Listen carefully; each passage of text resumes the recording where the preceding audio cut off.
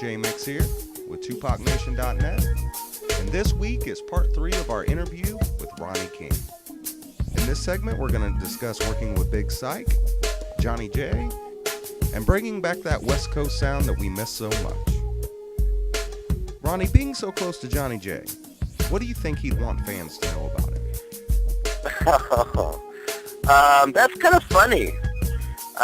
Because Johnny had a lot of jokes, you know. If you've ever seen him on interviews and stuff like that, you know he's a funny guy. So what was so funny is in a lot of interviews, Johnny would go, "You're Johnny J, you're the producer, right?" He's like, "Yes, I'm the producer, and I'm Mexican, and I don't cut grass." Is exactly what he would say, you know. And I think the biggest, maybe, I don't know, I mean, it's been a while since I've looked into, how people feel, especially the younger generation. I know what our generation feels about Johnny J, and it was nothing but love, and the guy's a genius. There's no doubt about it. And, but for the younger generation, I mean, this guy was a funny guy, man. He was a jokester, and he was always clowning around, and that was the thing that really made our studio sessions fun. And Capazine, his wife, was just absolutely amazing. I mean, we used to call her the little cheerleader, because she would sit there from the minute we got there, and we'd get there at, say noon, and we'd work till 5 in the morning all the time. And she would sit there the whole time. And she would sit there and just cheer us on. And Johnny would be talking to me or something like that. And Capazine would be in the background going, "Yeah, that's right." He would look at her and goes, "You're like my little cheerleader." It was so sweet how the relationship they had in the studio, But that would be it, that he was a funny guy, man. Yep. Funny dude. Johnny J also introduced you to Big Psych. Am I correct? You know what? That is correct. We worked on a record, Be Yourself, I think, from Big Psych. It was one of his solo records. I don't know. It was one of his solo records. I can't quite remember whether it was the first solo record or not. But we ended up doing it at Johnny's house. Johnny had a ranch up in, I don't know, north of L.A. somewhere. And we would just sit there and make the whole record, and that's when I first got to know Psych. And we've been working together ever since. How is it to work with Big Psych?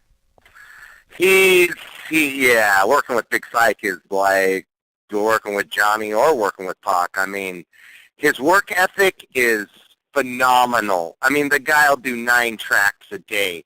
He'll come up with lyrics in 30 minutes, and that's the hit. Like, he doesn't even come back and rewrite it. You know what I mean?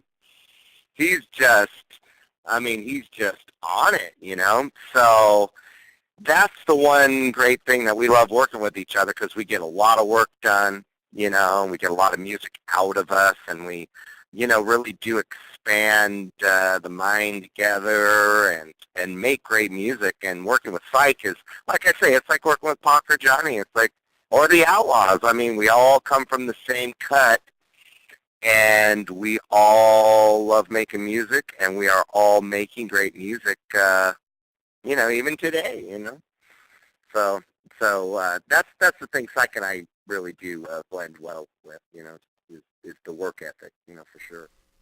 Can we expect future releases from Big Psych featuring you? Yes, as a matter of fact, funny you should say. We're putting together a super group, man. Like I said earlier in the interview, we started a thing, years ago with Rancid. It was just like a one-off. It never came out, and we kind of called it Punks and Thugs at the time, But we're doing something new. We're doing something new with Psych, where I'm putting together like a super group. And the super group has members of The Offspring, Total Chaos, myself, and Psych, and we're not sure who we're going to add else in there, but we're actually, this week is going to be our first 2 days in the studio starting to ramp up this new sound for Psych. So I'm not going to tell you exactly what it's going to be, but Psych really, really does feel very excited about where we're going to go with it, and it'll definitely be a cross-blend everything we've ever done, you know? I'm really excited to hear the finished product.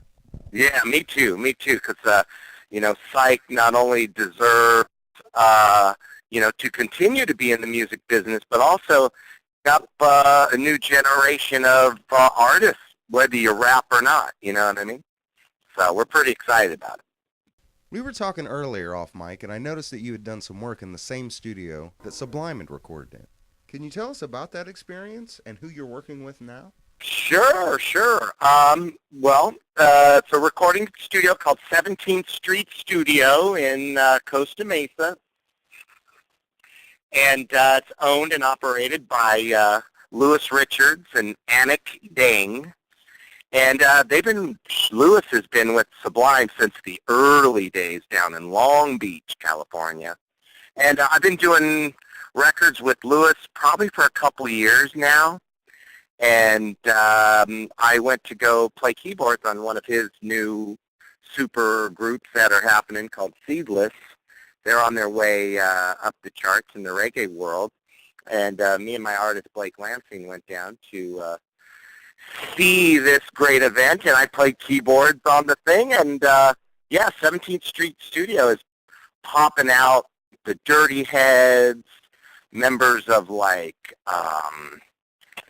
Sugar Ray work out of there. I mean, I think they even, I just if you go to the website and stuff, really you can see all the great reggae stars that come in and out of that place. It's absolute Delimon. I mean, just so many great artists are coming out of there. It's kind of the hub for the California reggae scene. So I'm really stoked that they have me on their records and that I'm a part of their business over there. And we're very excited about what's happening in California in that genre of music as well. You know, me, like I say, I'm sort of a man without a country. You know, I did the new Offspring record this last year that's doing really well. We're up for a lot of awards with the best pop rock record or punk rock record maybe coming up soon. I do a lot of stuff with Pepper, who's a very large group from Hawaii that play a lot of reggae and ska too. So we're all kind of just in the same realm of people. You know, it's really fun. You know, so we're doing a lot of different music inside a lot of different genres. You know, I have my studio here at my ranch in Coachella, California, where they have the Coachella Festival, and we're putting a lot of great music out of here. We got a lot of great new young artists, and you know, be seeing a lot of these new things, and I'm taking a stab at producing myself. That's awesome. What label is your label? You know what? My label is my label. I'm just a production company, so we're just coming out with our first artist, BlakeLansing.com. And we're going to start there, you know. I've had Pepper here. Like I said, you will start seeing more stuff coming out from this studio in about the next year, you know, how it goes with our business as we have to line up the business. But a lot of the music's already been made, so just a matter of getting the music together. Awesome. And I can't, yeah. I hope, I pray that ska reggae sound, that 1994 reggae sound, I hope it comes back hard, because it's coming. I mean, you know, like I say, look into Pepper. They're from Hawaii, from Kona, and we've been doing records with them for like 10 years. They just did the Sublime with Rome Cypress Hill tour this last year, you know, all summer long, and they're there. They tour with 311, but definitely from the West, we're bringing it back. We really are, with some of the light sampling.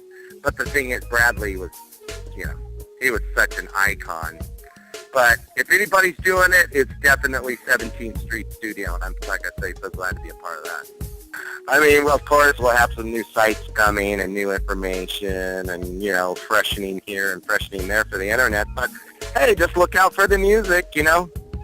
Just keep Googling Tupac and Ronnie King. I'm sure they'll keep associating us somehow. Ronnie, do you have a message for the fans at TupacNation.net? A message to the fans of TupacNation.net.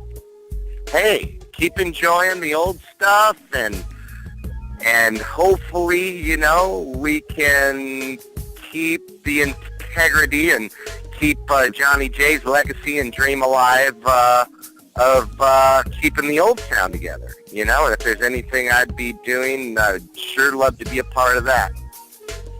For sure. So, you know, enjoy the new stuff, enjoy the old stuff, and keep the dream alive. And I know Athene has that new college out in Atlanta, and I mean, support the college, support the school, man. They're doing a lot of great things. That's what I'd say. Once again, Ronnie, I want to thank you. It's been a great interview, and I appreciate it, as well as the fans at TupacNation.net. Jesse, no problem.